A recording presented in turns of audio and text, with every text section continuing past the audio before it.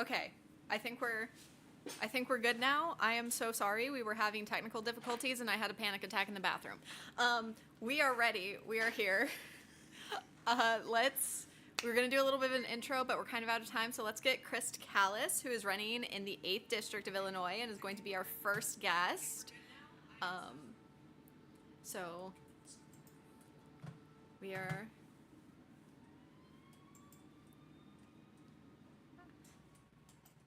okay.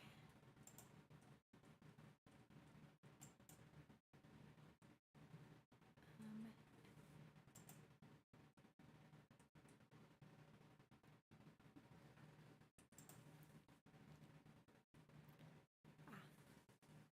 Good evening.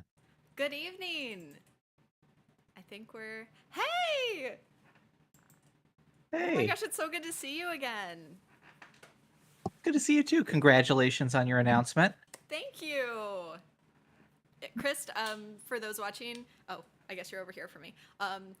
For those watching, he knew very early on. He was actually one of the first people I ended up telling because we went to an event that Kat Abuguzale was hosting, and we met there. And we were talking about, like, it was literally, I think, 2 days after I decided to run. So you were one of the first people who found out. So it's Well, heck yeah. I'm happy to hear that. I was excited when I heard that you were running. It's just nice to have another normal person who's running for Congress. There's going to need to be a lot of us if we want to make the changes that we both want to make when we get there. exactly. What is it? The majority of a majority is what we need to be, which would be Yeah, nice. Would be well, nice for Congress to actually look like the country that it works for. yeah, absolutely. And to give everybody an idea who I am, so my name's Chris Callis, and I'm running for Congress in the neighboring 8th District. And because of the way districts are weirdly drawn, our district, I don't think we touch, but there's not very much land between the two districts. Yeah, I people keep asking me like, what are the borders, and I'm like, gerrymandered. I keep Yeah, googling the map. you can kind of see behind me. It's like very, very weirdly drawn, but I think you're no more than like a half mile or a mile past the edge of one of my corners of my district. Yeah, I'm below. I believe I'm south. So the first district is kind of it starts tippy top in South Loop and then goes down and to the west. So Like a fish hook. Yeah. yeah, yeah, it's a weird one. So Chris, so good to have you here. What has it been like running as a normal person? What am I in for? Yeah, okay. So that's a fantastic way to start. For me, it was that my campaign got reinvented maybe 2 or 3 times in the first 10 weeks because you go in with an expectation and then that expectation meets reality quite forcefully. At least that's what happened to me. So I came in, I expected I was going to do what every other campaign had done, and I would start running events and I would have online events and we'd start canvassing and we'd get fundraising off the ground. And as you start listing stuff, in my mind at that time, I was delusional enough to think that I could do it all, that I could fill in the gaps. And I got two of my friends on board immediately who became my outreach manager and my campaign manager. And you've talked to Charlene quite a bit. Yes, she's And amazing. yeah, exactly. Absolutely. She's the reason my social media is doing so well. But that was the beginning of the campaign. I wanted to do what everybody else did. I want to do what I saw as being successful. And those things are expensive and they take a lot of planning and they take a lot of coordination. And if you don't have somebody who's like, for me, you'll have different holes in your campaign than I did in mine. But I didn't have an events person. So we were pulling together events. It was taking a long time. Out of the three of us, we were spending way too much time focusing on trying to get in-person events, and we were spending too much of what little donation money we had. So we ended up pivoting the campaign away completely from doing in-person events just because we don't have that expertise. So now we're focusing on all outreach, moving to phone banking and that type of thing, things that are lower stakes and easier to get into. And we're committed to having a fully remote campaign office for the duration of the campaign because we're able to do everything we need to do in settings like this, and it means that we don't have to pay that rent and we don't have to get the equipment that we would otherwise have to get up to speed. So that was the first thing. Was one, you can't do it all. You might even academically you got it in your mind, you know what you got to do. But for me, it was like fundraising was a big black hole for a long time, and for longer than it probably should have been. That was the big thing. And then number two was how much, I don't know if you rely on a routine or not, but I used to. I was very routine oriented, and it was very difficult for me to transition to this. Every week looks different. And not only does every week look different, it's like your day to day is not going to be the same every week as you try to get what you need done in the time between events, and more of your life becomes the time between events. And so I burned out a couple of times, just full on had to take the day off, had to stay in, had to not do anything that demanded my attention or my time, because for me, decision fatigue became a real issue. And so just trying to run through everything that you need to run through. So that was number two. And then number three is just giving myself space to grow and not understand what was going on and not be mad at myself that I didn't understand enough.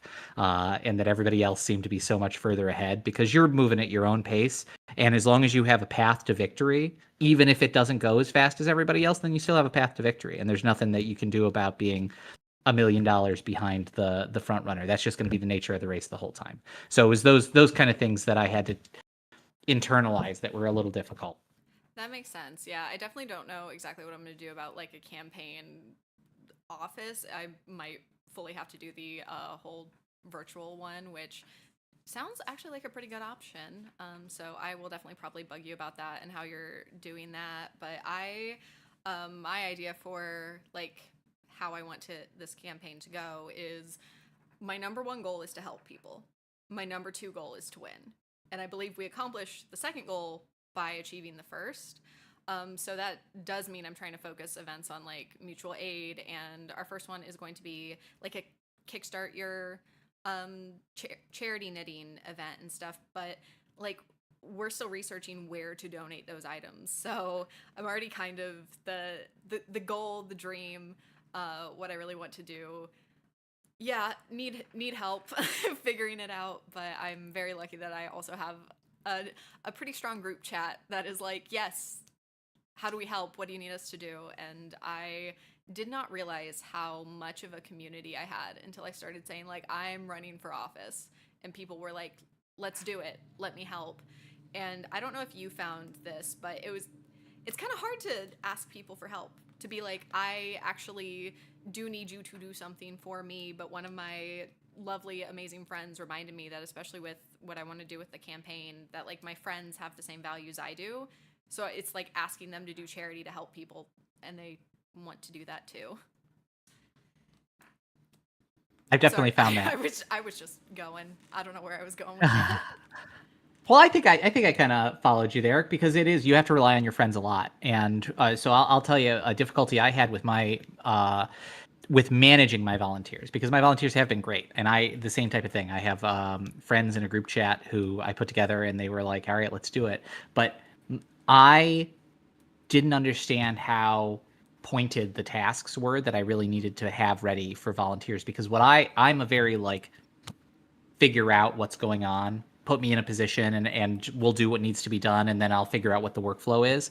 But not everybody kind of is that way. A lot of people need very specific like instruction that they can follow step by step. And it took a lot at the beginning of the campaign to realize what my communications were to those people, and to try to, I'm an over explainer. I'm a yapper a bit. And so I will try to give you context for why I'm asking you to do this thing, and that'll spiral into an email that's 600 or 700 or 800 words, and then you're not going to have any uptake on that type of thing. So that was the big thing for me, was realizing that to get people to help, you have to have a channel for them to fit into to help. And the more people you can get to manage the people who are kind of fitting into that channel, a volunteer manager or anything like that, the better. Because that's one of the things that I struggle with, even now with my campaign, is that I'm very involved in the organizational aspect of it, and that just, it takes a lot of management. If you've got, right now it's like maybe 5 people that I have touch points with regularly who do work for the campaign, and then each of 1 or 2 of them has another couple of people that they're working with. And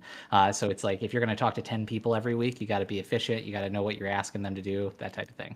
That makes a lot of sense. I definitely have found that just being like, X task is what I need done, please do X task, has worked really well. But again, because it's my friends, it feels kind of weird. It feels like, I'm so sorry, will you like help me with this?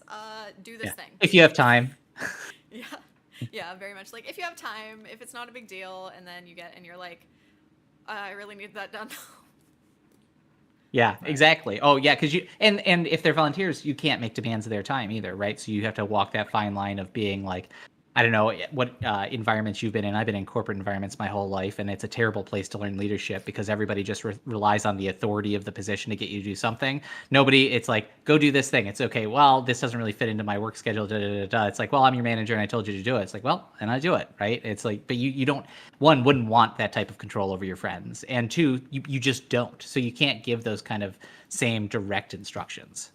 Yeah, my history is in substitute teaching, and if there's anything about being a substitute teacher is that you need to get people who do not respect you at all and think you have no authority to do things. So it's very much more of a like relationship based thing, and you very much with kids and substitute teaching, it's like you're there for a day, maybe two. I've had a couple like long term substitute positions, but that's rare. So it's like, how do you get someone who is, you're trying to build a connection with fast, and obviously, when it's your friends, but I do think that that community, that like working with kids, working with people instead of like I'm the boss management has been very helpful in getting this together, getting this set up, and knowing like different people's strengths and you know what so and so is good at, what the other person's good at. Like I could not have done this stream without my lovely campaign manager, who I am hanging out in his apartment right now using his setup, and it's just good to be in a community.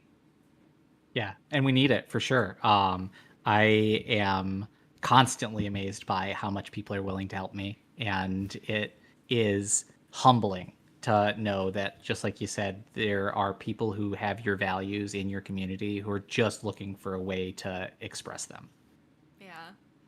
So what do you think the strengths of being a normal person running for Congress instead of someone who, has the experience to do this?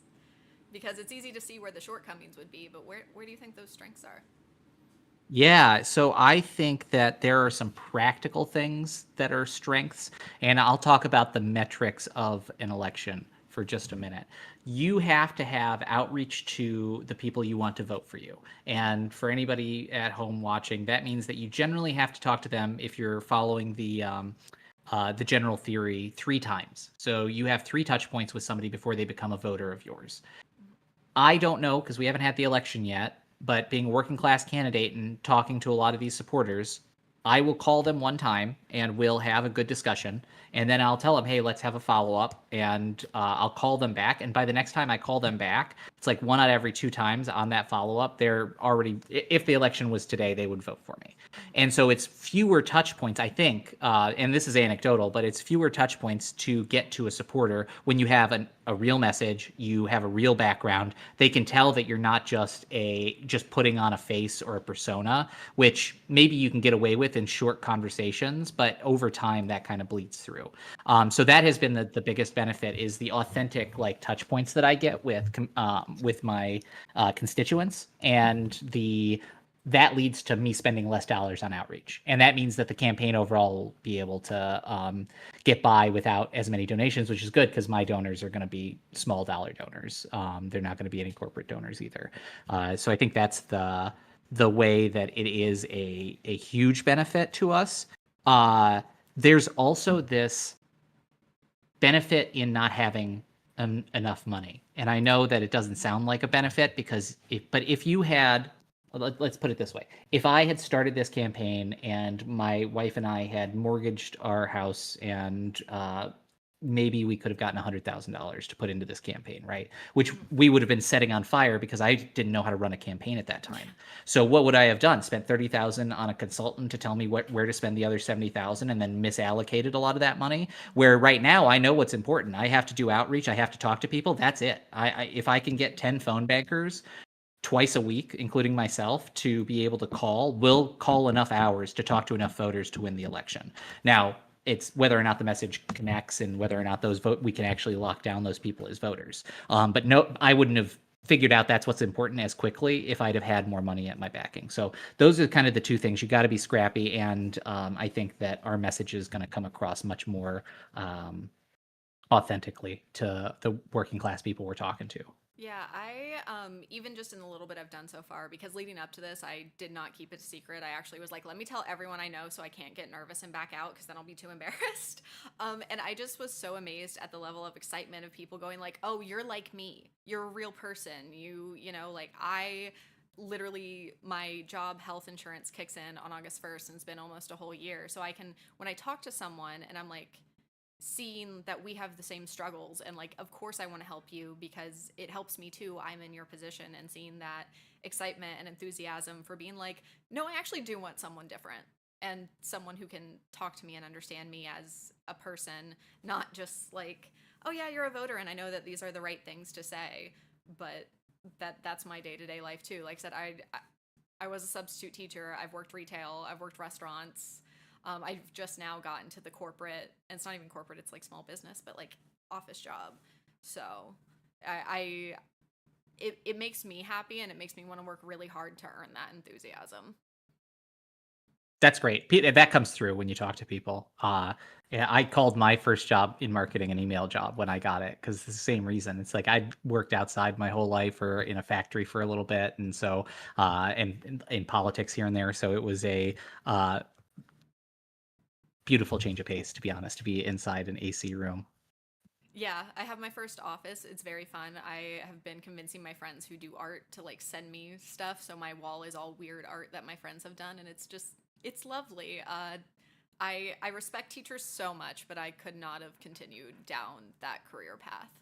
Um, I don't blame it. My wife was a teacher and she transitioned during the pandemic because it just wrung her out to dry, having to go through what they put her through. And she transitioned to computer science, though. And so it has been. That's the reason that I lost my job last year. I was laid off and thrown into the unemployment system that doesn't work for people like us. And for her having that job, she had two jobs at the time, and then we transitioned to a single job for her. And she was working overtime to keep us afloat during that period. But it was a good thing she transitioned because if she was on a teacher's salary, yeah. we probably would have had to sell our house and move in with family while she continued to work while we figured out what we were going to do. And I can't imagine. I mean, if you look at the bottom 90% of income earners in this country, the average take home pay is $35,000, which is essentially a poverty wage. So Mm. most of us out here are not doing all that well. And the average in America is not doing all that well. And the fact that unemployment can slam into any of us and we lose our health care, and then we lose our ability to pay rent or what have you is a huge anxiety that looms over a lot of us, and that's one of the reasons why I got pushed to run.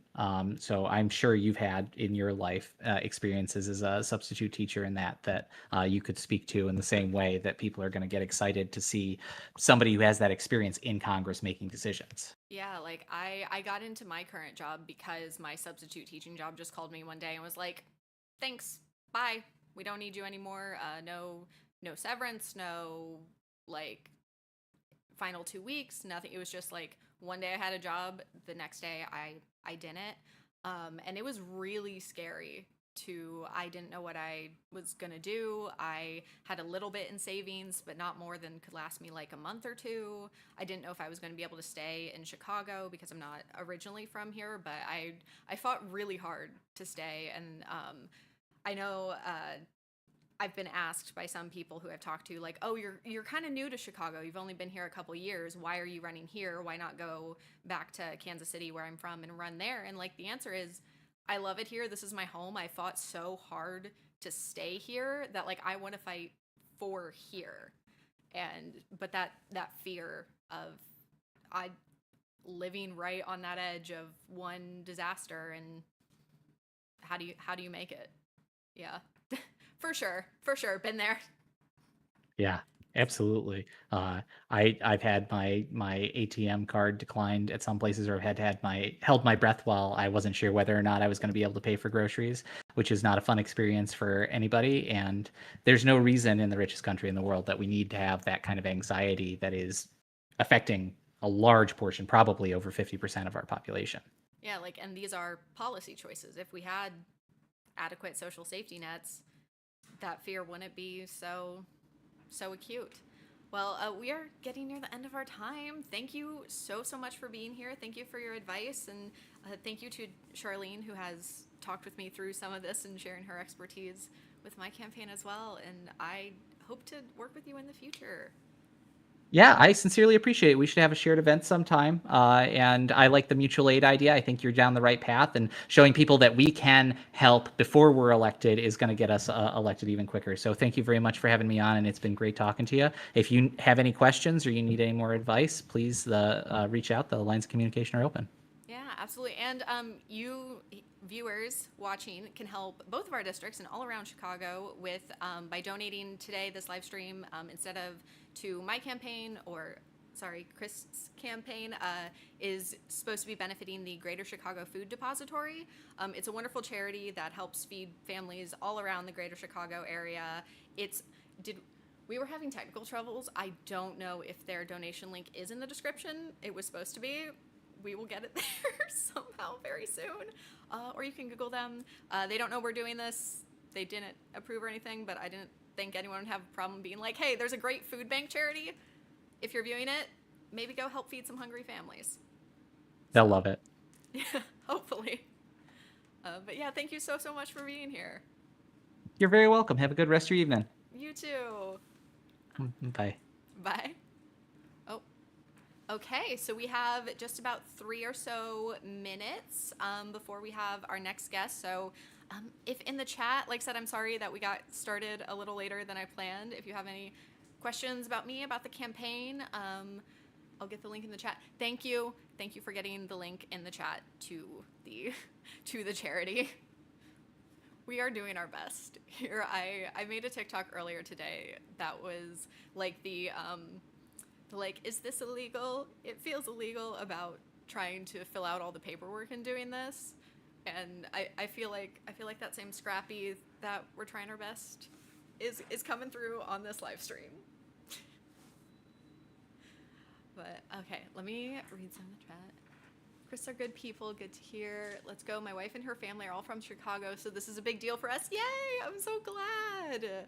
I'm glad that like I said, that enthusiasm just it warms my heart. It makes me want to work really hard to earn it. Fascinating. I wonder how effective phone banking is in the world of spam calls, text. I do wonder how effective that is. I wonder how many people actually pick up. But I guess I'm going to find out because I'm going to be needing to do that. Good people want to help good people. Absolutely. Community is essential. Community is so critical. It really is. And this year has been the year of me learning just how essential community is. Restaurant manager at $40K a year. Oof.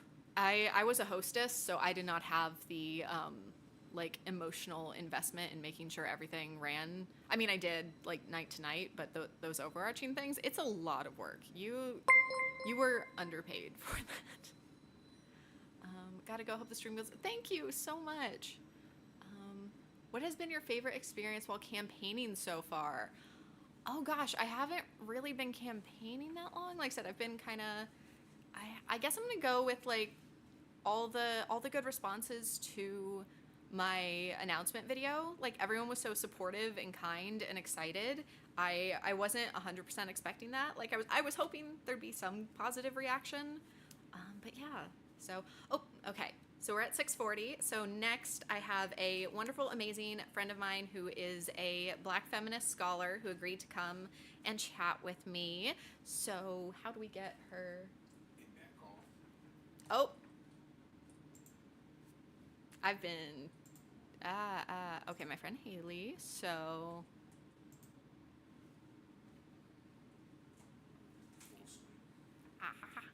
there it is.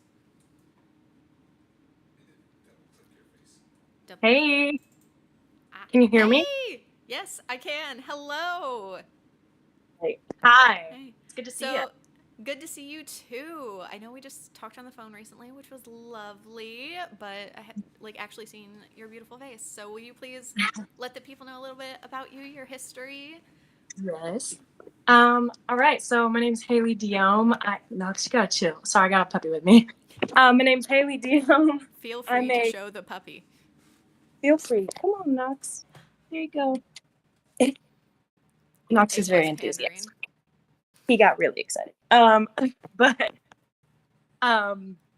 yeah, I'm Haley Diom. I'm a Black feminist scholar. I'm a veteran. I'm somebody who really cares about democracy and participating actively in it.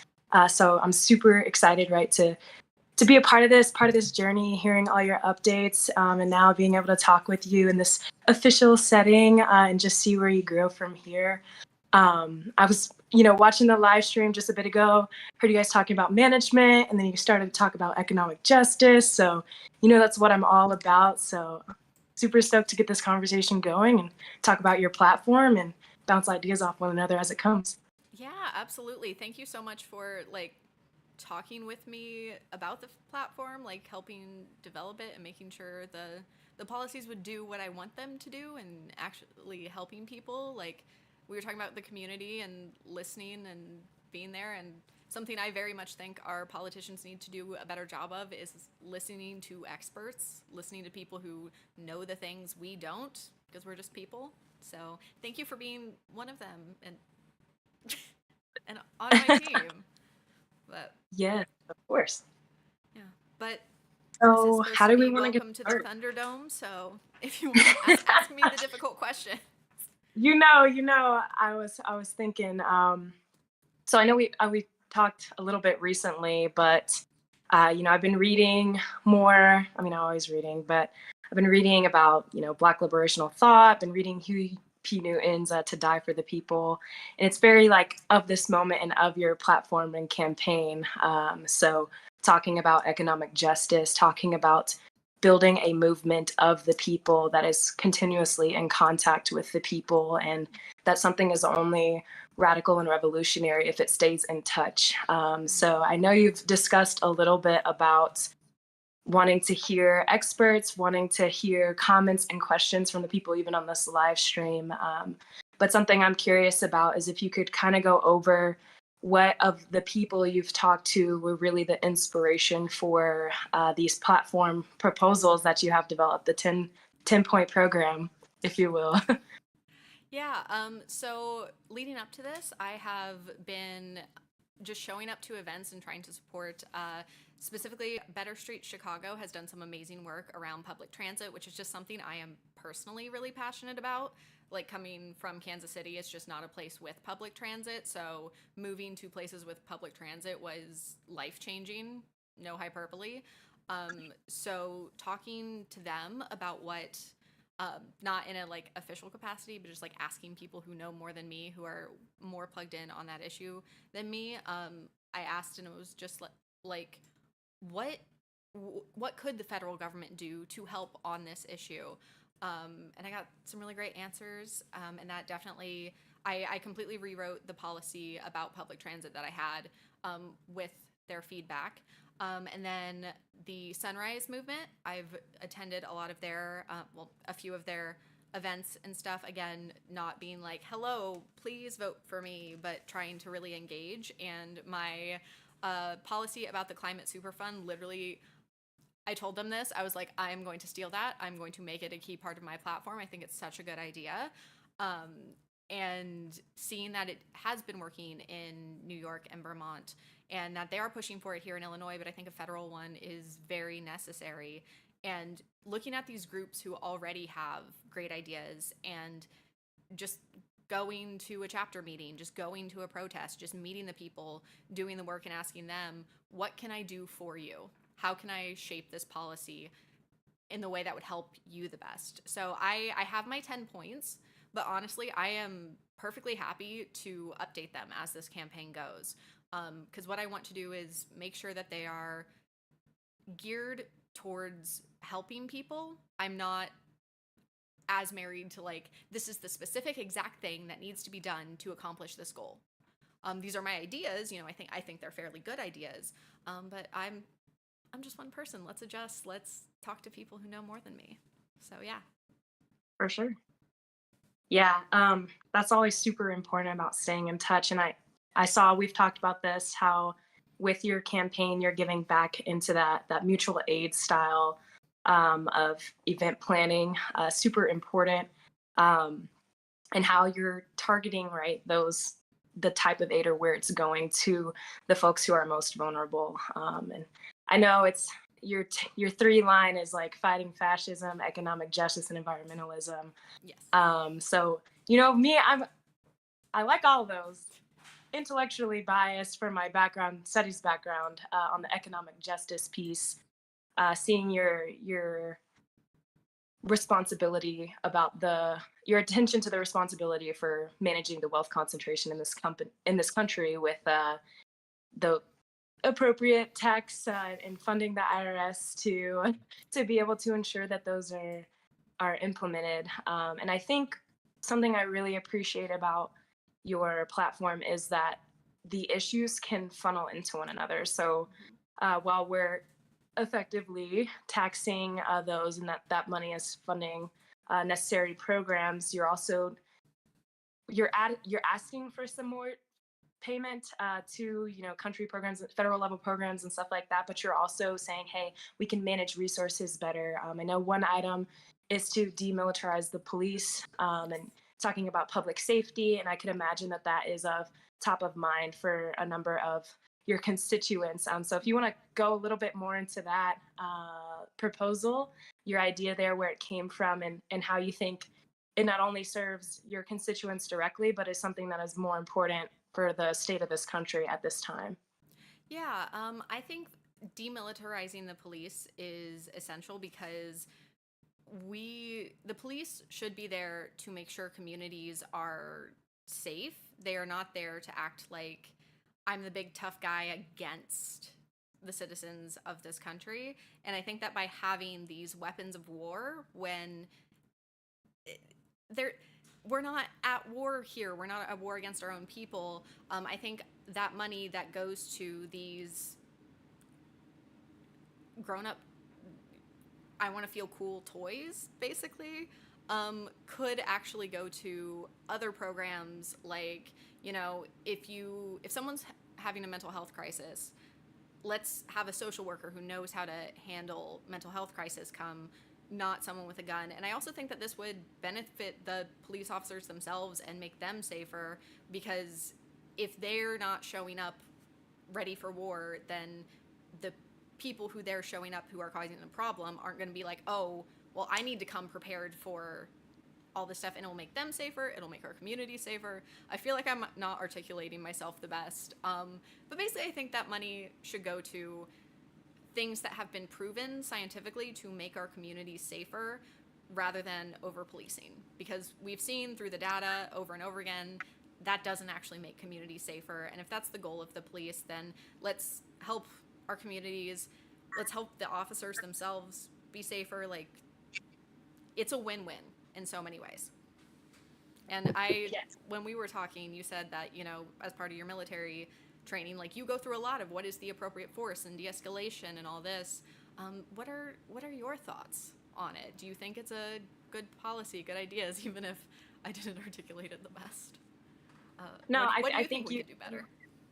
Yeah, I think you hit on some important points. And something that I really appreciate about the description as it's written is that U.S. citizens are not armed combatants, right? From my education, training, and background, we talk about, like, if I'm going to swear an oath to the Constitution, I better know what the Constitution is, and I better know what that means. If I'm going to lay my life on the line as a veteran, as a military service member, or maybe a public defender, right? Remember, we can never forget what we're doing that for, and we certainly shouldn't be enacting state violence on our own people as a violation of the spirit of the founding fathers of this country and the spirit of democracy, which is really a beautiful thing that isn't very common in our world or in our time, right? And so when we think about the Declaration of Independence, right, July 4th just happened, and it's talking about how governments are instituted among people to provide for their general welfare, to protect against federal, or at that time, king overreach and stuff like that. Like, if you're going to arm a organized body to enforce law or to ensure public safety, I think there should be better one, if that's the case, there should be better things in place to teach them about, again, that de-escalation, crisis management, things like that. And as you've acknowledged, and as we've all seen that's not necessarily the case with the status of the professionalism of our various police forces, as they're locally funded or however they're sourced. And I really think that given the lack of discipline for the employment of the power given to them, right? If things like that happened in the military, action would be taken and corrective action would be taken and things like that would happen. So I think As it should. yeah, as it should, right? So removing that power and instead equipping them with skills that would actually fulfill their purpose, right? Think about the preamble of the Constitution: provide for the common defense, promote the general welfare. If we're murdering our citizens or if we're inspiring fear, that's not really reaching that intent. And also, what you're saying is we haven't seen it be effective. So we've seen a number of new mayors across the country significantly decrease violent crime and all crime rates in their cities by employing things like community engagement programs for youth or better employment opportunities, stuff like that. So I really think this proposal is a good example of, one, you tying some of your top line matters together of economic justice. If we divert resources, provide people opportunities, we're going to be better served. But it's also fighting fascism, because if you're less violently equipped to enact state violence, then your focus would be more on serving your purpose. And I think that's far more appropriate. So I appreciate the work that you're doing. I'm excited to see how it develops as you're in continued contact with the experts. And once you get into office, how you push among our fellow generations, new members those who are seeking to be. So I'm excited about that. Thank you. That's my answer. Yeah. Yeah, I very much I understand the question of how do we pay for it, but also we are the richest country in the history of the earth. Our problem isn't lack of resources, it's problems with how we allocate those resources.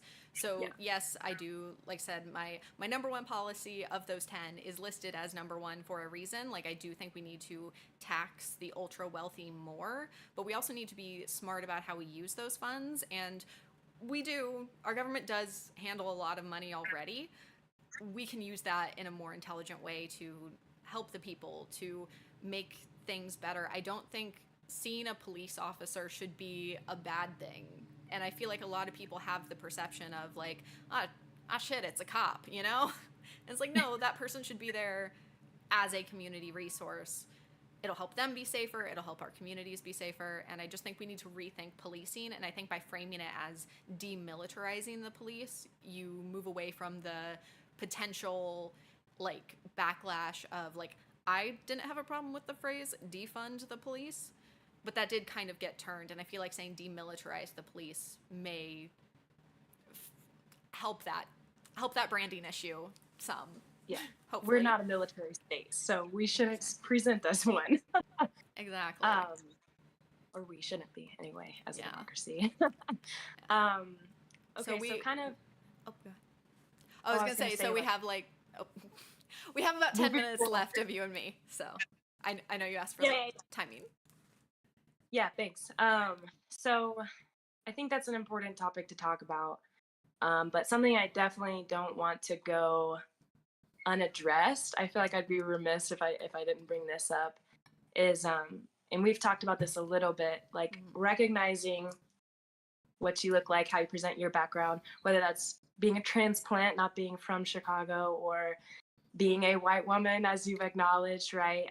Running for a district where where I think it's 50% Black, right? Where white folks aren't the majority.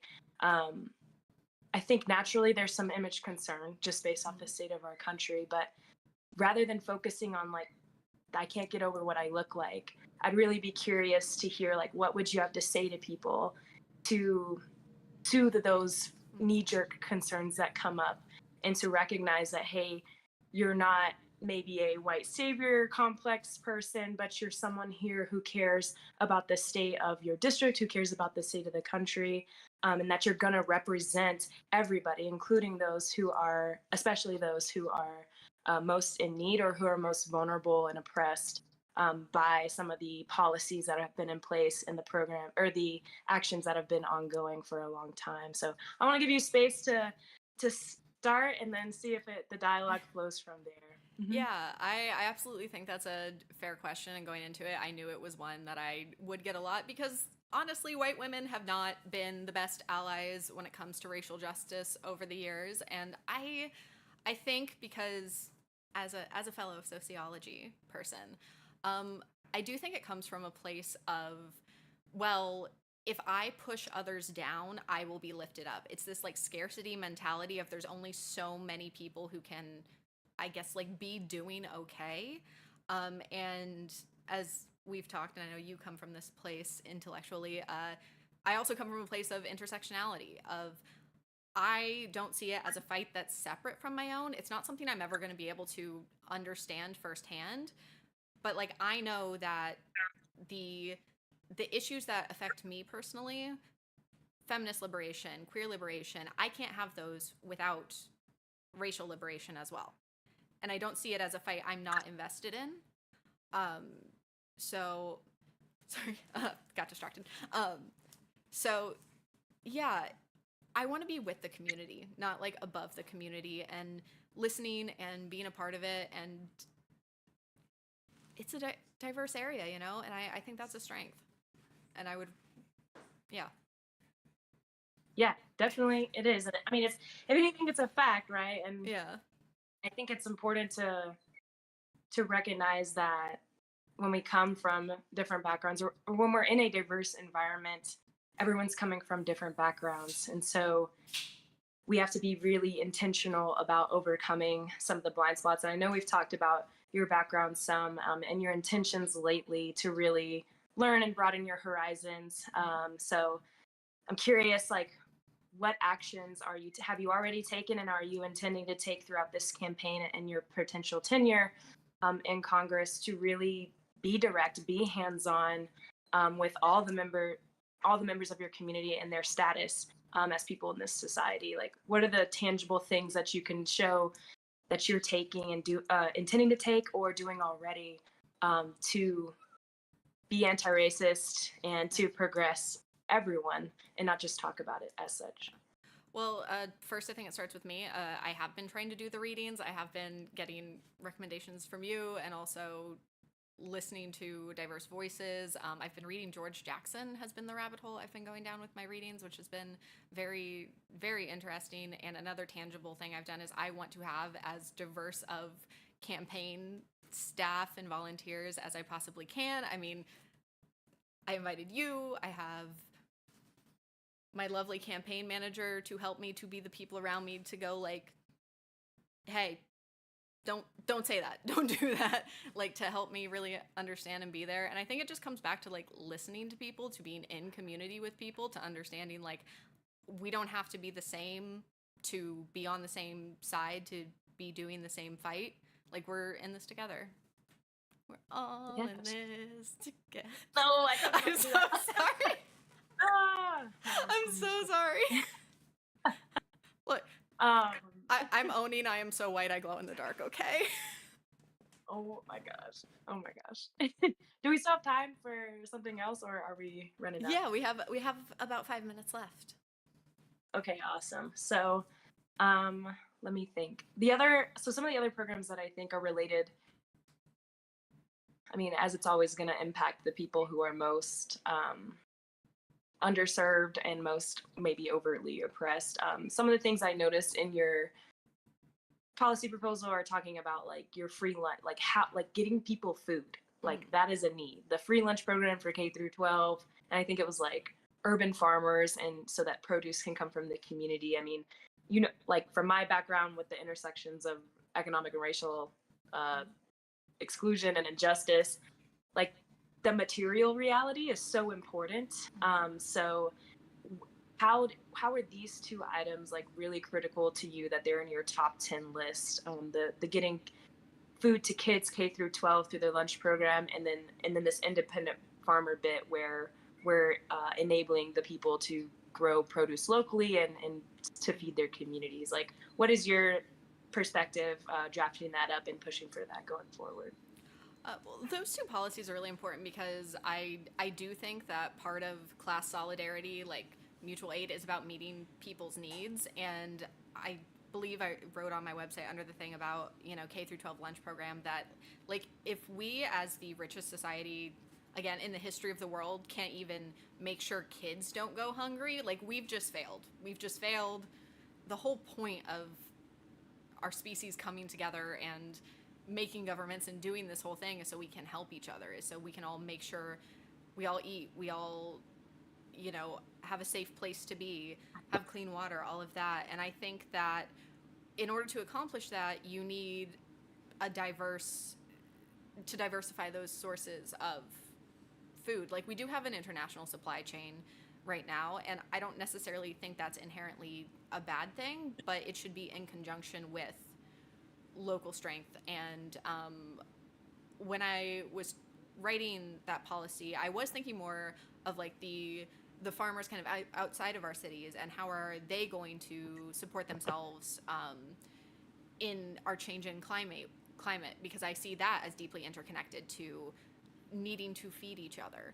It, like you said, it all kind of goes back to those three things, but even those three things are so intertwined that what I'm really trying to get at with my policies is, like, how can we make those little adjustments that do fundamentally move to change our system to be in support of the people. Like, I hear this idea a lot of the government running like a business. And then lately I've been hearing this idea of, like, instead of like a business, why don't we run it like a household? Because a business will throw people under the bus, it will cut people, it will cut labor, whatever, to make money. But a household will spend its bottom dollar to make sure its people are okay. And I think our government needs to realize that its position is, it's supposed to make sure its citizens are okay. And we're not right now. And we can do better. Yeah, absolutely. I hope that answered the question.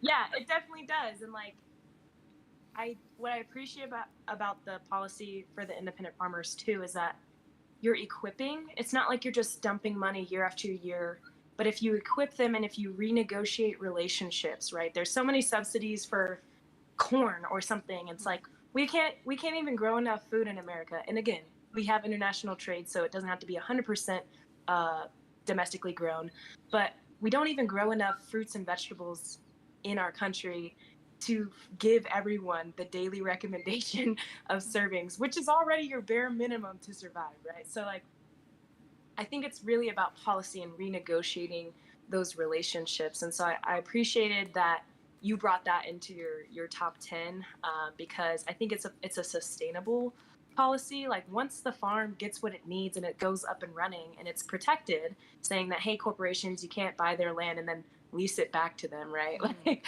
once they're protected in that, we're all going to be better off, and it's going to reduce government spending over time because it's going to reduce healthcare costs from the people who are malnourished. And who tends to be super malnourished? Black folk. I mean, people who are underprivileged, poor folk, people who are underprivileged.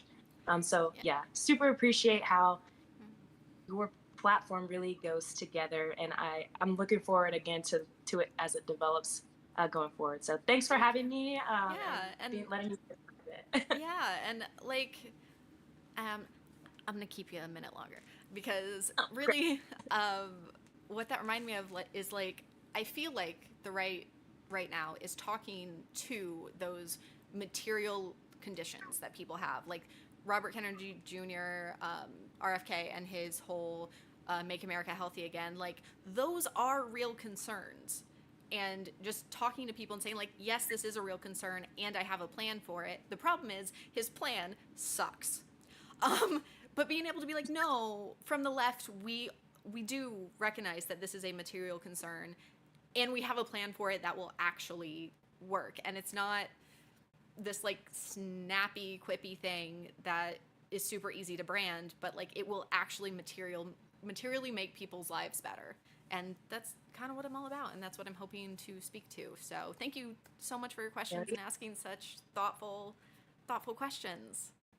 Yeah, thanks, Joe. I appreciate how you're about more than just the slogans. So, all right, I guess I'll jump off now and let the other person jump on.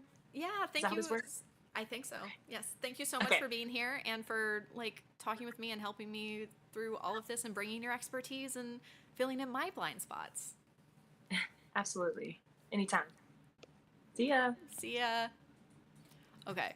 Before I end this call, because I know that's something I want to introduce our next guest. So we were planning on having someone from the Sunrise Movement, since I have been involved with them, and they do not endorse this campaign officially yet. I did apply, but we will see.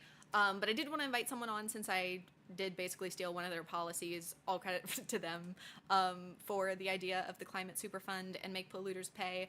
But unfortunately, she did have a personal emergency, so she was kind enough to send over the questions she was going to ask, and I asked one of my dear friends who has been helping me with the campaign to come on and ask those questions in her place. So this is my friend Lexi, who is right now standing in for one of the lovely members of the Sunrise Movement and a Chicagoan who unfortunately couldn't be here today. So let's try to do this correctly. And we're going to call. Yeah. And then, Can you see me? yes. Okay, great. Hello.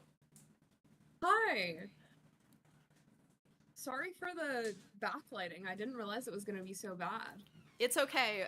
We're here. We're all learning. Had technical difficulties at the start of the stream. We're doing our best. So I'm just so thankful to have you here so last minute to help and ask these wonderful, challenging questions. Because I did get a chance to peek over them, and she did not hold back. She was like, "You want to ask the hard questions? Here's some hard questions." Hang on. Sorry, I'm getting Lexiception because I have the stream up on my second screen, so I need to close it so I don't get confused. Okay. Okay. So the first question from our lovely representative is, how are you planning to champion a Green New Deal and environmental justice during your tenure in Congress? I am going to be very annoying about it. Like, frankly, I think the fact that politicians don't prioritize it, that they aren't out here on the news shows talking about it, talking about the different ways that the changing climate impacts all of us. Like, here in Chicago, this massive heat dome, it sucks. We are all suffering. Why are politicians not out here being like, it's climate change, we need to do something about this? We, as the American government, have massive power to not only mitigate the concerns and like help people who are suffering under this, but to actually do something to make sure it doesn't get worse. Like, we're pulling out of the Paris Climate Accords when we should be going like, that's great, we're gonna do even better, watch this, you know? And I think just having someone who's willing to go and be like, this is climate change, this is a policy position, like, we need to do something and get the American people's eyes on this, because we live in an attention economy. This is something that needs our attention, and someone needs to be like banging the drum for this. And if there's anything I am good at, it's being annoying. Being annoying for a good cause. Yeah, absolutely. We need to do more for climate, because it's, as a Chicagoan, it is so hot out here. It's terrible. It's been 90 plus. It's the worst. I'm sorry I can't engage with you more on each of these questions. Obviously, I didn't write them, so I don't know if there was going to be any follow-up or anything. I appreciate it. Thank you for being here at all. Of course, I'm just gonna kind of go through. How are you planning to directly challenge the fossil fuel industry and other oligarchical influences in politics? Firstly, by not taking their money. This is a small dollar of the people campaign. I'm not going to be beholden to any of them because they don't pay me. They're not my boss. The American people will be my boss. And I'm going to push for campaign finance reform, because why are these corporations and special interests allowed to buy politicians? Why was Elon Musk allowed to basically buy a governmental position? And just by going like, I'm not going to take your money, I don't need it, and pushing other politicians to do the same, pushing for these kind of reforms that we need, is absolutely essential.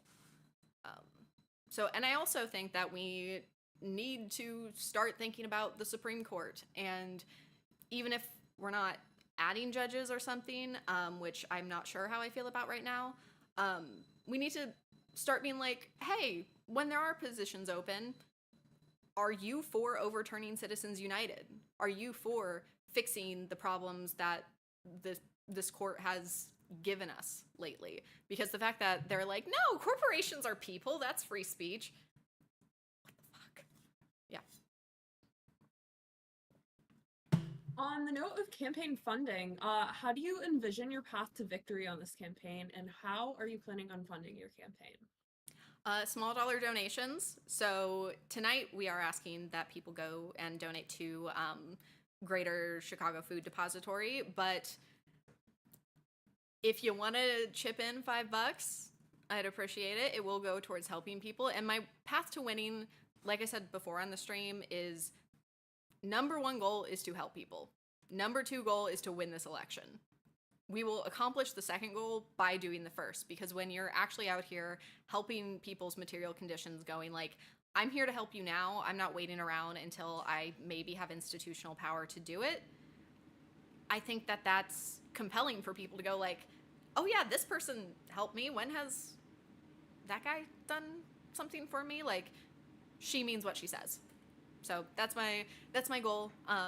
I'm going to be working with different organizations around the district, and I'm trying to get connections in different places right now and build this, but we're going to do some good, damn it. That's the way we win.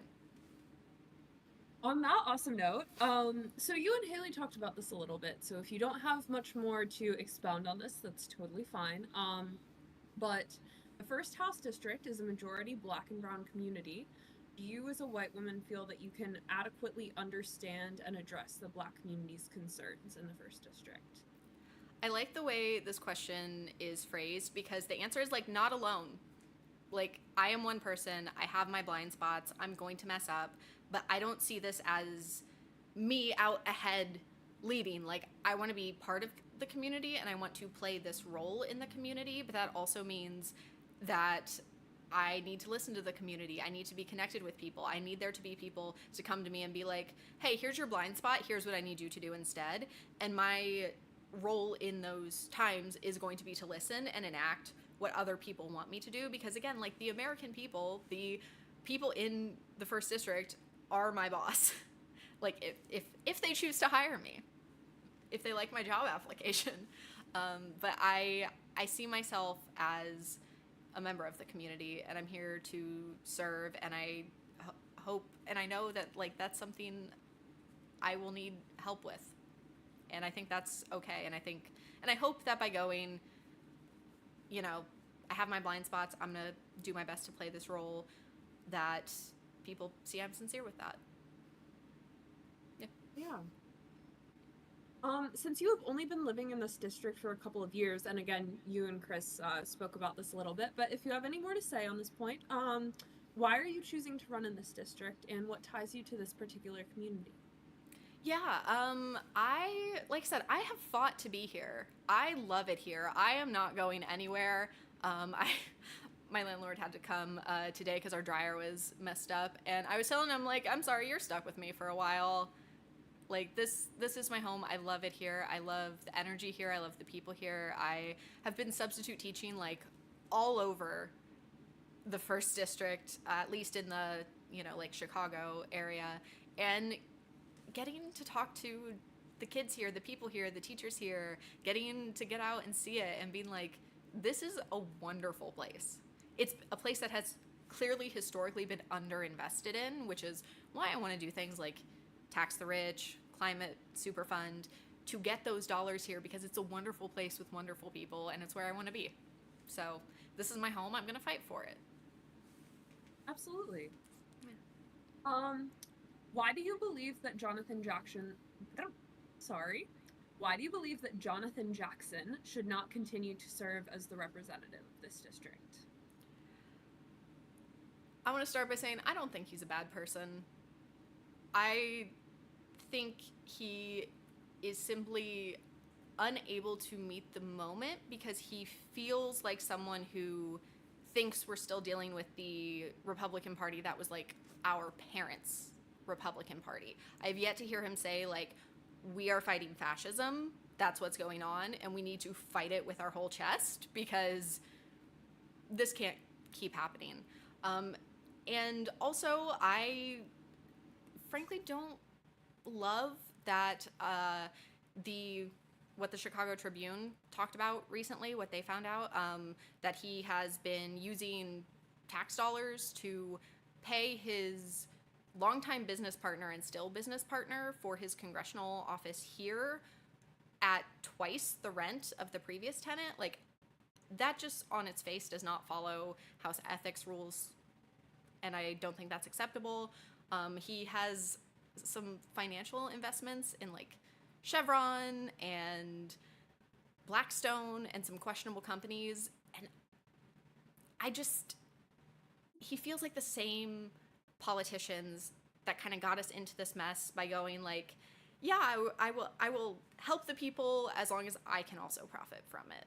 And I just don't see that connection to the working class, the everyday. Like, my lived reality is so much closer day to day to the people of this district than his. So I feel like I can do a better job representing that. And that's not to say he's like a bad dude, but those are the things I'm unhappy with. Yeah, those are great points. So for the final question, do you support the pro-Palestine movement? If so, what actions will you take to end the genocide in Gaza and the illegal occupation of the West Bank? Yes, I am absolutely all for peace in the Middle East and this genocide stopping. I think we absolutely need to. The fact that we are still giving them like military aid doing this straight up genocide is disgusting, and I think it needs to stop until the genocide stops, until aid is allowed and the famine stops. Yeah, I fully support the knocking this shit off. I don't know what else to say with that. Okay, well, those are all of the questions that I was given. I'm not sure how far I have gone into the time, but is there anything else that you need from me? Well, I mean, you are a constituent. You do live in district. You've been very kind helping my campaign. And like, we're best friends, so I'm not hiding that we have a personal connection. But if you have any concerns, anything you would want to ask me here on stream, hold my feet to the fire, you are welcome to. Okay. You don't have to as well. I did already ask one. I'm trying to escape the fate of this west-facing window, but I don't think I can get out of the silhouette. I did already ask one question in chat. Yes. I guess, are there any other organizations that you have heard about in Chicago that you are particularly looking forward to working with or hoping to forge a relationship with in the future? Yes, and I have a notebook with a nice list in it, and I need that notebook because, you know, when your brain does that thing that it's like, hey, what's your favorite book? And you suddenly forget every single book you've ever read. Yeah. Yeah. But the answer is yes. It's okay. The whole point of this was literally to be put on the spot. And I know myself. I knew I'd be nervous. I knew this would happen at least once. There was, what was that church that we met those ladies at the Second meetings? Presbyterian. Yeah, like they do some great charity work. There was some others. There's some that like Haley gave me. There's one that does a lot of work with specifically trans youth of color that I've been told about that I need to follow up with. Oh, there's one that's in the same building as Build Coffee that I've heard really good things about. Again, what are their names? No idea. But here we are. But you got them written down. I do. Okay. I have them written down. Well, I'm so excited to be a part of the future of this campaign. Yeah, I'm sorry you can't so hardly see my face. You are fine. I am very excited for hopefully people to get to know you as well as we are out campaigning doing some good together. So, Sounds good to me. all right. Well, then I will see you soon. But I'm gonna let you go so we can get our final panelist invitee. Yeah. Thank you so much for having me. Yeah, have a good one. Thank you so much for jumping on last minute and reading those questions from the Sunrise Movement, which, if people in chat haven't heard of them, they do some amazing work, very inspiring to me. If you're looking to like get involved in an organization that cares about environmentalism and the way that it affects people, highly recommend them. So, all right, I will see you later. Thank you so much. Yeah. Will you help me get this ready? Because my final panelist, my final guest is my very own campaign manager, who is a wonderful person. He is a streamer, which is why I'm lucky enough to use his lovely little setup here. He's been working with the Kat Abaguzale campaign as well, so you may recognize him if you're a fan of her, as I am. Yeah. Hello, chat. I can take these off now. Oh yeah, I guess you don't need that, do you? Yep. Very funny. Okay. Couple things. We gotta. I don't know if I've been trying to. I don't know that links are allowed in chat, which is why many people have said they're gonna put the link in chat, but have been unable to. So hold on. Let me give us 1 second, guys. Boom. Oh, are we on like pause? No, we're back. No, I just needed to close out that call so that way we're right here. Okay. Okay, and great. So now I can. We definitely want to get that link in chat. Yeah, sorry guys. I'm more of a Twitch boy. Lightly unfamiliar with the YouTube game, but you know you're a pretty big YouTuber. I mean, I don't really live stream, and pretty big is a stretch. Like, I wanted to have it like, you know how YouTube can do charity stuff, but you need over 10,000 subscribers to do that. So I am just shy. So that's why I've been just like, we're gonna put it in the description. If you're watching back, it will be in the description later for sure. Yeah. Yeah. You guys could also go there. Yeah, you can Google it. Greater Chicago Food Depository. You can't. Google is free. What they keep telling me. Yeah. So how do you feel? I'm Blue, by the way. Yeah. I host of the Blue Broadcast channel. The most dangerous stream in the world, actually. So. Why? How is it dangerous? You're not allowed to know. Okay. You know what? Yeah. I am lucky to have him on the team. I won't ask any further questions. So how do you feel? How do you think that went? I definitely feel like there were questions I could have answered better. But I feel like that's just part of my learning how to talk to people about politics, and just straight up being nervous, being that this is like my first real campaign event, not pre-recorded. When I was doing that video, I was nervous and there were several stutters and all that, but I could edit it, and I'm like, it's fine. This is live. Yeah. If I mess up, it's there. Yeah. So Live streaming, it's an interesting thing. Even someone like me been public speaking for like 21 years, so I'm used to kind of being on the spot, but it is a weird thing because it's like having an audience.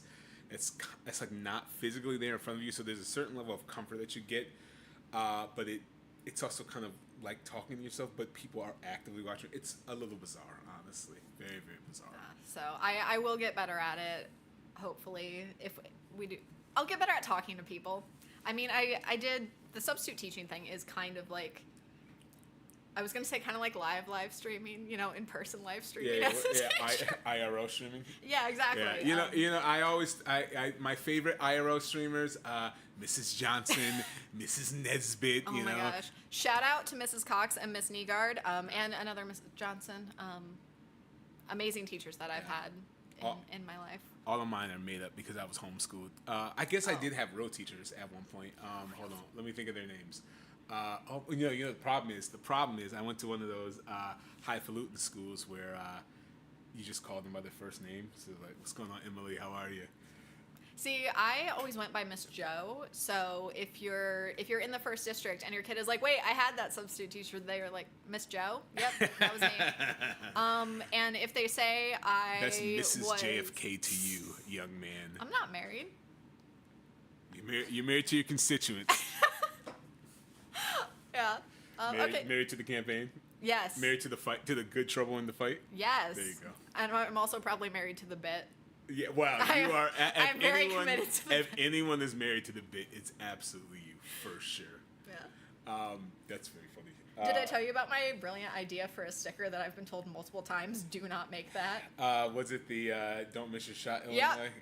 Yeah, bad, and in poor taste. The problem is he's just a very beloved president. You know what I mean? But that's a good like the thing is Sure. with JFK. Sorry, tell us why we should joke about the assassination of one of the last That's real not American what I was gonna presidents. say. I was Sorry. gonna swerve this into him and I have similar influences, like intellectual influences, is when it comes to our policies and stuff, because he was the last, at least according to my wonderful sociology professor, the last true Veblenite in the United States government. And when people tell me like, "Oh, you're a Marxist," whatever, I'm like, "No, I'm more of a Veblenite," and that very much is the intellectual. Chat, can we please have Jolie Farron King explain what a Veblenite is? You can't just say outdated terms that no one uses That's and not- casually, you know. Okay, Please enlighten us. Thornstein Veblen, who is most famous for his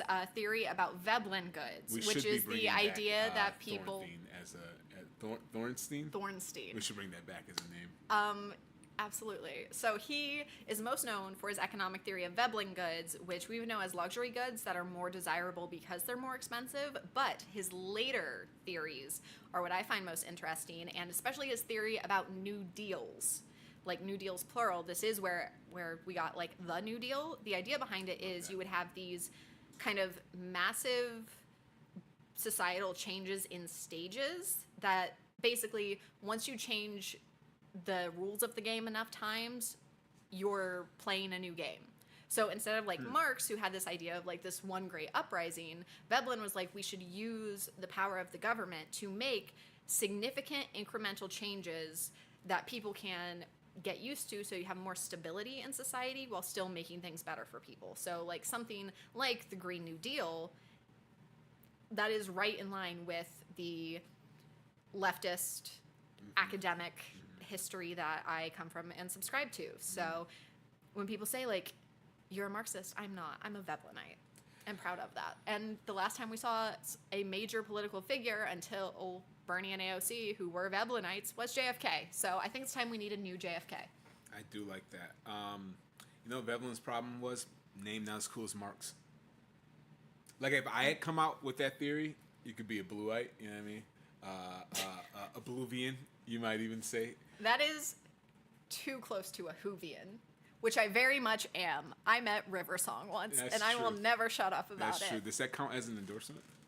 I don't think so. I don't think we can let that, but I do think the character of River Song. What fictional characters would I want as endorsements? River Song, River Song, Sylvie for sure. from Marvel, the Animorphs. Okay. Sorry. Which Animorph exactly? Which one? If Why you had- not all You five? can't All have six? You can't. They're Okay, not all Rachel. Rachel. I want Rachel's endorsement. Did she turn into a platypus? No. She turns into a bear. Okay. Does one of them turn into a platypus? There is no platypus morphine in the entire Sorry. 64 book I'm sorry. series. What are they called? Morphine? Like, they morph. Let's campaign. You are getting dangerously close to my unskippable dialogue about Animorphs. Sure. Let's not do that. This is what streaming is. Streaming is, in a nutshell, one guy pontificating and one guy condescending, and that's what's happening right now. I feel like we have a great who's on first dynamic going. No. Who's on second actually? No. What's on second? I don't know. Is on third. No, that's incorrect. I literally did this sketch. Okay, so you'd want the Animorphs, which I feel like you need. This is okay. Listen, I feel like you maybe want a more relevant endorsement. I said Sylvie from Marvel. Marvel's huge. Sure. I mean, I don't know if you want. You know my feeling on the Sylvie thing. I mean, you know, it's just I don't know if it's the right. I don't know if it's the right endorsement. I don't know if it's the right endorsement. I She's feel like- amazing. I love my girl. If we're going superheroes, Sylvie. I just feel like, you know, you could have like Superman. Superman would be a Okay, the new Superman movie was so good. Yeah, we love Superman. It was excellent. We love Superman. We love him because he's woke. Apparently. I think my favorite thing I saw about the movie was like the new Superman is not political. We just have real life supervillains. Yeah. People But- are just evil now. Which No, I went to see that for my birthday actually because yesterday was my birthday. I announced happy my campaign on my birthday, birthday. and I knew that I would be just unhealthily attached to my screen the whole time if I did not force myself to be away from the internet. So I had a friend, Lexi, and I was like, we're going to see Superman. Yeah. We're going to get me off my phone, off the internet, not working on this because I've been doing nothing but like my job and working on this and maybe a little bit of sleep all week. So it was my way of, like Chris Callis said, taking care of myself and getting off. And it was so good. Yeah, very I very cried. good, very good. Now, do you think you could get a Lex Luthor endorsement? I wouldn't want one. No, well, that doesn't mean he's not going to endorse you. Peter Thiel can go fuck himself. As a campaign exclusive, Peter Thiel, you have a permission now. That's awesome. That's awesome. No, I thought the movie was incredible. Honestly, really good. It gave me like hope, and Yeah. I actually saw it with Kat Abdul-Ghazali and some member from the campaign, and You didn't invite me. I was an invitee. You know what I Mm-hmm. mean? And it's bad form to invite someone to a thing that you're invited to. Fair. But I remember telling her, and I'll tell you the same thing, that you know, and I got booed for this, which is crazy when you think about it.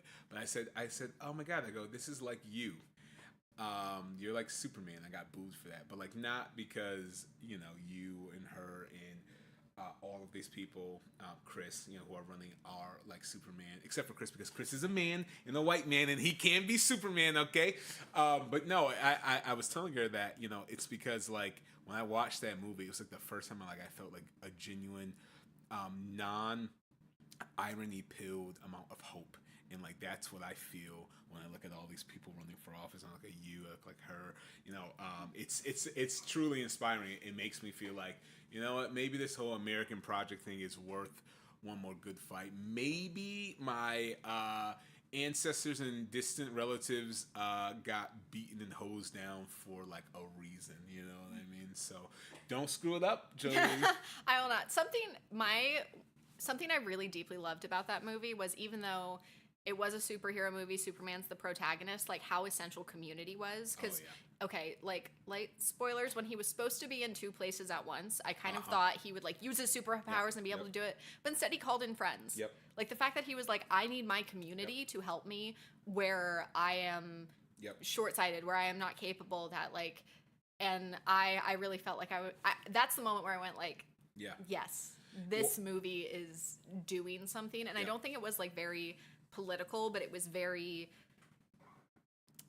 like not like outright, like it wasn't like here's the politics in your face. Look, if that movie came out in 2000, no one would be like that was super political, but like it had the flavor of politics. Who do you think the Jarvanporians are? Look, that I'm not gonna. Okay, all right, okay. I just sorry. I get it. Sure. But I don't think it was beat in your face politics. Sure. I think it was more like political vibes, the message of hope, community, Agreed. doing the right thing. I also, one of the reasons I love River Song is I love when like the superhero man is like, I'm gonna be an upstanding and I'm going to like protect life at all costs, even when someone sucks. And then they have a woman who's like, I'm Yes. different. Yeah. And when yeah, Hot yes. Girl, I was just like, That was great. Yeah, nothing political about her dropping the dictator of I a didn't country say there committing was a genocide. nothing political. Yeah, no. Hey, listen, you're doing the politics thing very well. When I do my broadcast, we're a little bit different, and that's why it's the most dangerous broadcast in the world. That's it. hey, That's and it. you know what? I'm not afraid to be here, and I invited you, and That's I was true. like, can I get this amazing streamer to come and ask me the difficult questions? And instead, we've talked about Superman. Yeah, because Superman's great. It is. I really did like your point about Community, though, I think what's so funny about Community is that like your cares and problems become their cares and problems, because like effectively, he didn't just have his community help. Like he got his community to literally step in and fight against a genocide that they were actively ignoring. Like that's a very powerful thing, and I think that's in no way connected to what's going on right now in America at all.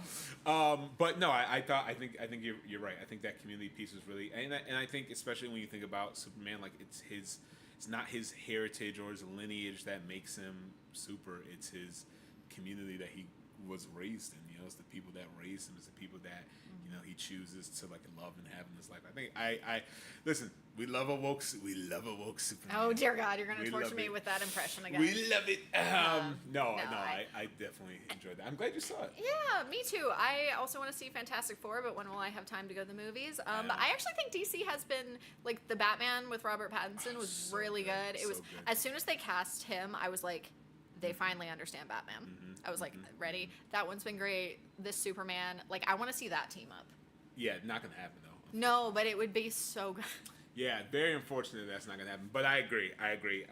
Yeah, I know. It's funny. I was thinking when I saw that Fantastic Four was out, I was like, oh my god, I'm gonna go see it. And then I was like, oh right, Yeah. yeah. Yeah. Have you thought about Fantastic Four? Maybe start thinking about Fantastic Four when you're scheduling things. You know what I mean? Yeah. Sorry. You want to go see Fantastic Four after this? I would love to go see Fantastic Four after this. I have to pick up my dog. We can totally go Yeah. see it. Huh? I have to pick up my dog. We can totally go see it. Oh, You guys I'm are t- not. You guys are not welcome. Sorry. Why not? New campaign event on the fly. We're all gonna go see Fantastic Four. Yeah. And I can be. No, I am a normal person and can't be trusted with media that contains Pedro Pascal. Oh my God! You know what? Enough with Pedro and his anxiety. Okay, all right. I know that trick. I've been anxious all the time. Hello, pretty lady. Have you not seen the discourse? The discourse on Twitter. The discourse on Twitter, guys. This is what the stream campaign is. promise. I am not involved in the discourse on Twitter. Oh no, you're so involved. You're so involved. Listen, this is so much the stream is like. Let's talk about Twitter for a bit. The discourse on Twitter is everyone is trying to. When I say everyone, I mean like blue check marks are like trying to like. I swear to God, manufacture consent and mask cancel Pedro Pascal and trying to make him a creep because you know how like he's very him and the what's her name? I've never seen her before. The one who plays Sue Storm. I have no idea. I have no clue. I've never seen her before. But like on the campaign trail, like they're like very like touchy feely with each other, and she's married and with child. And so there was some article about how like he gets anxious and like that's how like she calms down his anxiety and whatnot. And like the internet has just decided to like turn Pedro Pascal into a monster. It's so crazy. It's absolutely. You should get on Twitter.com right now. What? Get on Twitter.com Why are right you now. even on this awful website? Get on Twitter.com right now. Don't do it. It's very funny. I don't know, man. I So don't got have my anxiety. escapist media through Love Island. So Is that the one where everyone's in love and they're on an island? no. I got my escapist media through Love Island while putting together this campaign. That was my thing that I went like, okay, I will make the time to stop, take care of myself, and watch something low stakes, not stressful, and then check a little discourse on that, but not on Twitter because I'm not on the on the Nazi Yeah, website. on the Nazi website. I checked on Threads and Blue Don't Sky. okay. Don't Threads. Come on. Okay, well, I got a Blue Sky account specifically and only to talk to the author of Animorphs. I had a question that I desperately needed answered. Oh my god. Enough with the Animorphs. No. Enough. No. I'm sick of this. You know what? One of our biggest campaign donors is from the Animorphs Discord that I regular because she's a sweet person and Animorphs don't fight alone. So. How much Animorph fan fiction have you read? Actually, don't answer that. Don't answer that. Don't answer that. Don't answer that. And don't look for it. They can't find it anyway. You're not the first person to tell me something like that. And honestly, I want to It's not posted anywhere. I want to ask are the girlies okay? And the answer is no. We're doing great. I don't think you are. I don't think you are at all. If you go on twitter.com and you'll see how I am okay because I am not on twitter.com. That's incredible. Okay, so I feel like this campaign launch stream has gotten a little off the rails. only lightly. That's how you have a good stream. Every good stream I've ever had has always been off the rails. Do we have any questions? Anyone in the chat who part of the point of this was making myself accessible to people in a way that like you don't even have to get out of your pajamas if you want to come ask questions. So if the chat any questions about anything, even Superman or Animorphs fan fiction. Or like policies and stuff. I did want to know. Was there a particular question or topic that you didn't get asked that you wanted to or like feel really passionate about talking about? Oh my gosh, I'm just glad I survived this without, I think, fully putting my foot in my mouth. You did a good job. Thank you. I very, very anxious. You said don't get anxiety. I already have it. But They're gonna this was. cancel you. Look, if I get canceled for having anxiety, I don't know what to do about that one. Like, if you could get canceled for having anxiety, you'd be a very funny, well-received NBC sitcom that will be canceled after 6 episodes. You know. What? Well, you know how they're like famous for. I'm not explaining the joke. If you have to explain the joke, it stops being art. And my jokes are all. Thank art. God we have someone in the chat. I have a question about how you see yourself supporting community-based organizations. Absolutely. Please go ahead. How I would see myself supporting. So a lot of that is I want to hear from them. I want to know what do they want me to do? How can I, as someone right now running for Congress, and then as an elected official, I assume as an elected official would be getting funding. But I genuinely want to talk with these organizations and figure out like what's an event we could do. Would they like to do like a live stream like this and have their donation link promoted? It's hard to say specifics because what I want is to serve, and to do that I need to listen.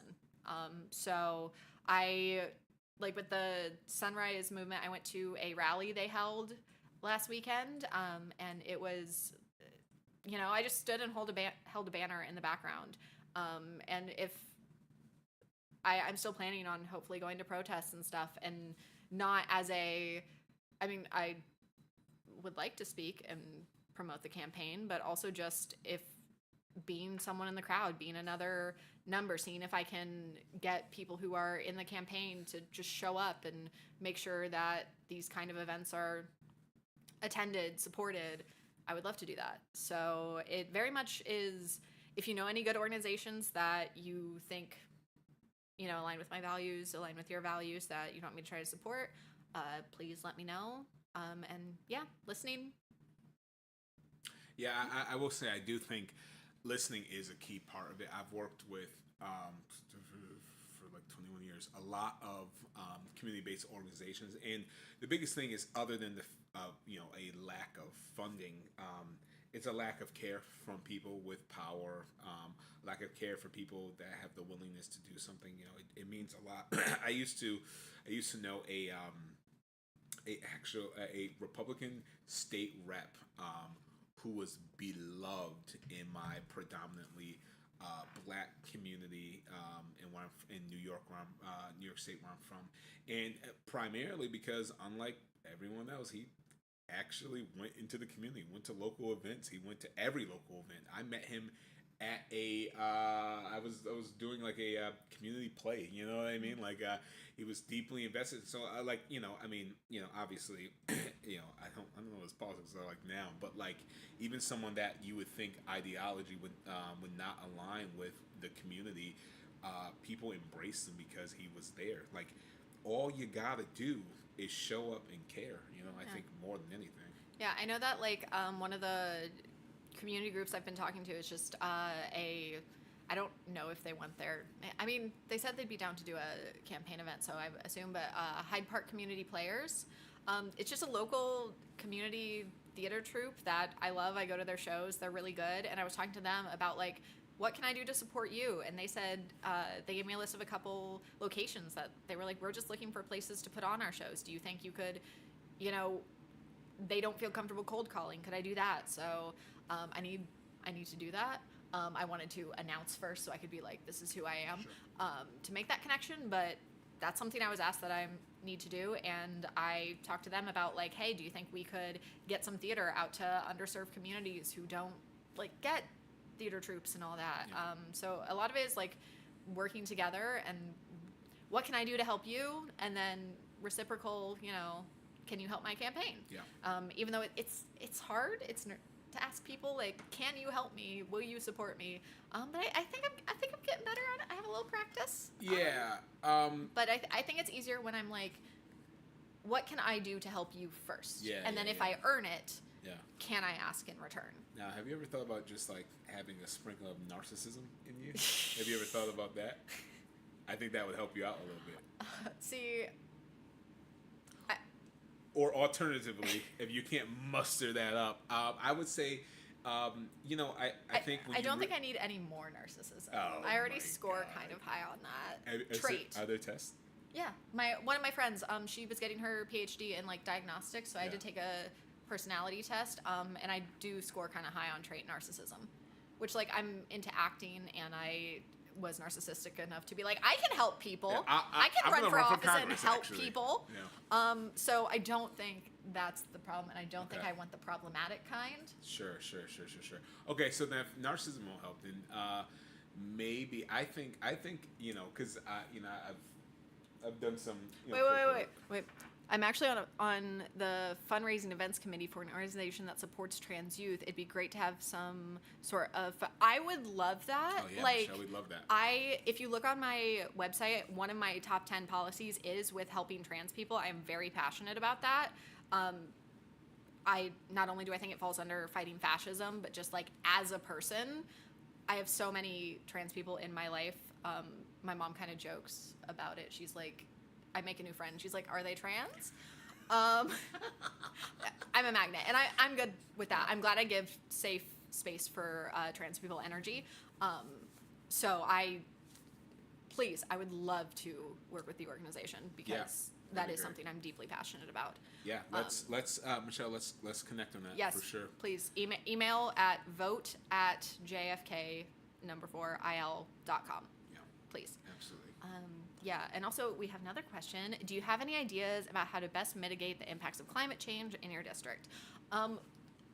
Well, the climate funding policy, and that money needs to be used to support like our infrastructure and building out clean sources of energy, cleaning up pollutants, because there are like areas that are called sacrifice zones, which are basically in the first district, which are areas that historically they've let industry and factories and just pollute, and they were just like, those people, sacrifice them, don't care. And it is historically people of color, lower income neighborhoods. So we need to work to clean up those areas and to make sure that there is funding to support the healthcare costs of the people who do suffer because of these policies that did not treat them as people, that treated them as expendable. We also need to work with our farmers and on the agricultural side, because our changing climate changes our food supply, and that's why my policy about making sure farmers are able to transition their farms into more sustainable forms of agriculture that are also beneficial to them and the long-term profitability of their business as small farmers, so they don't get bought out by these huge farming corporations. So those are my policies, my ideas, and like I said, open to adjusting as needed. Yeah. Yeah, absolutely. And I definitely need, if anyone knows of any like organizations that work with farmers, because it's something I'm passionate about, but that I don't quite have inroads to yet, please let me know. Yeah.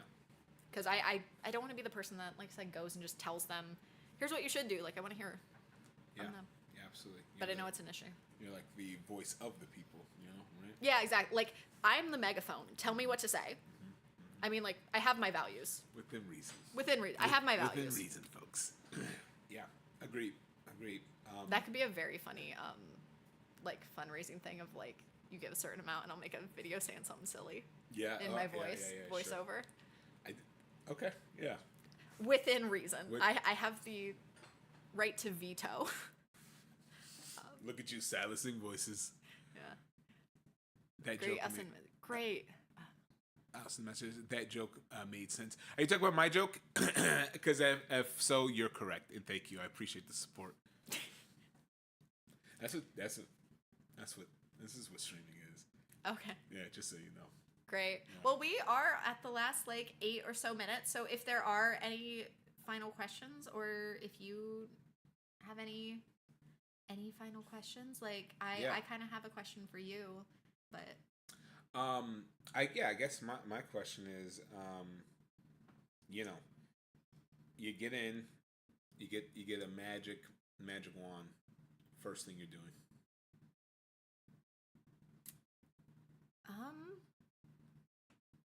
I mean, it is listed as the #1 policy on my... Wait, if I have a magic wand, I'm thinking bigger. If I have a magic wand, we're whole system fixed. Sure. But if I have like a magic wand that has to be practical, Sure. Practical wands. the the #1 thing, like, policy listed on my website is #1 for a reason. It is raise the taxes on the top tax bracket by 10% and properly fund the IRS, so that way we can have the resources not in the pockets of a bunch of dudes who don't need another yacht, who honestly should not own space programs. That's not something a person should be able to just own as an individual. I don't know who you could be talking about. I think immediately raising their taxes and funding the IRS properly, because honestly, that will not impact their day-to-day lives. Yeah. They will still be ridiculously wealthy, but getting those funds and using them appropriately would benefit millions of people. Yeah. So that's my Especially in your #1. district for sure. Yeah, like, honestly, it's a failure of government that there is anyone homeless in America. Yeah, absolutely. It's a failure of government every time a child goes hungry. It is a failure of government every time that there is a ghost bus. Yeah. Because we have the resources. Let's use them to help the people. Let's run the government like a household. Yeah. Yes. Yeah. By the way, guys, government should not be run like businesses. That's not how government works. That's just not so the you guys point. know. It's just not- It's not how it works. You know? I don't need my government to have a profit. Thank you. Yeah, it doesn't make sense. What would you want to fund with those taxes? Well, I have 10 amazing policy proposals on my website. The first 2 are about how to get the funding, and the following 8 are kind of about how to spend it. But again, if I have a magic wand, like, let's do housing first solutions to homelessness. Let's get healthy food in people's mouths. Let's give us universal health care. Like, for the love of goodness, every other advanced country on earth has this figured out. Americans deserve it. Yep. We can figure this out. Yes, it's a difficult problem, but so was going to the moon. And we went, we're going to do that, so let's do it. Let's get our public transit on track. Let's get our high-speed rails on track. Like, it annoys me when I hear people say, like, we need to keep up with insert other country here, and all they mean is let's fund the military more instead of, like, let's take care of our people better. Yep. So Yeah. that's what I would use that funding for. it is a little ominous at the idea of of being like, should we make people's lives better? No, but we do need to make sure that the people that have weapons in our enforcers are. It's a little ominous. It's a Oh, okay. little ominous. Okay, I'm gonna say something Is that what Animorphs is spicy. about? Yes. Okay, I'm gonna say something spicy. I think one of the major reasons that the United States has not done more to stop the genocide in Gaza is because we need a place to show off the merchandise. Wow. Because we have this huge Wow. industry, so we need to show other countries, like, look at how much damage and death and destruction, what you can purchase. Well, and I think that's That is disgusting. Wow. Yeah, I mean that's. I never thought about it like that. Woof. Yep. Now I'm sad. And I think we need to do something about it. I know. I'm so sad. Yeah, so- No, that's a really good point. I never. That's wow. So That- yeah, peace in the Middle East, man, Yeah. and let people fucking live. Yeah. Self determination. Yeah. Now I have a question for you.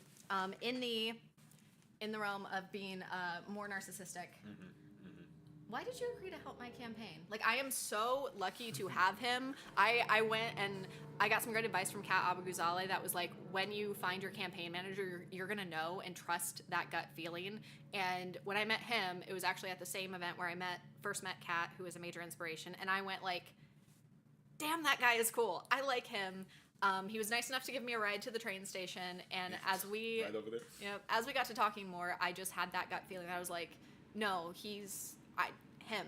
He is the right person. So I want to know that why you Yeah. said yes, and I'm so lucky that you did. Yeah, well, I don't know if you remember, but I kept saying no because you need someone with like experience, knowledge, time, all of the things that I severely lack in, unfortunately. But I agreed to help because I believe in what you're doing. I believe that we need not only fresh faces in Congress, I think we need fresh ideas. I think we need people that have experience, know economic good times. I think we need people that do not have nostalgia about what America, what would even give you the idea of making America great again? Because in many ways, for most people, there were not many great times in America. There were great times together, but not necessarily great times because of America. So I think this country needs people, young people like you, that are willing and ready to fight. And I do think you are willing and ready to fight. I think you have been chomping at the bits at a real fight, a real challenge, and I think you have decided to take on the biggest fight and the biggest challenge, and I think it's extremely admirable. I believe in you. I believe in your mission. I believe in your vision for the future, and I believe, if nothing else, every single member of Congress needs to be afraid that they will be jobless. Every single member. Every single member of Congress should be afraid of losing their jobs. Every last one of them, because they have not for my entire life done what they have promised to do, which is to give the American people life, liberty, in the pursuit of happiness. So that's why. Thank you. Yeah. Okay, this is going to make sense to about less than a dozen people. Pickle Boy, I think he just said he agrees I'm a Rachel. And like I said, less than a dozen people. Who's the leader of the Animorphs? Is it Jason? Jake. I'm thinking the Power Rangers. Is it Tommy? No, Tom is the brother who has a yerk in his head. Don't ever say yerk to me. Tommy's the Green Ranger. How about that? All right, and he's the best martial artist. I think that would be Marco in Animorphs terms. Don't like this. I don't like all so much for watching. I hope we've raised some money for the Greater Chicago Food Depository, even though we had some technical difficulties in getting that link there. If you want to donate to the campaign as well, we'd appreciate it. Your money will go to helping the people of this district, as well as the nuts and bolts of running this, and hopefully getting more real people into Congress. And I meant to say average people, not real people. No, but let me tell you something. You ever see Mitch McConnell? That's a York if I ever seen one. Yerk. Whatever. All right, I think we should call it. I hope you guys have had fun. If you have any questions or anything else you want to ask, whatever questions and anything else you want to ask, like I said, I'm losing steam. Email me at vote@jfk4il.com, and hopefully we will see some of you at future events in person or digital. The next event will be August 2nd at Fiber Friends Studios. It is a get your charity knitting started event, but even if you're not into knitting, crochet, whatever, come by, say hi, meet me, all that good stuff. Yeah. Hey, don't miss your shot, Illinois. Yeah. Okay, you said it, not me. Yeah, crazy. When we say it out loud, crazy, actually. Don't miss your shot, Illinois.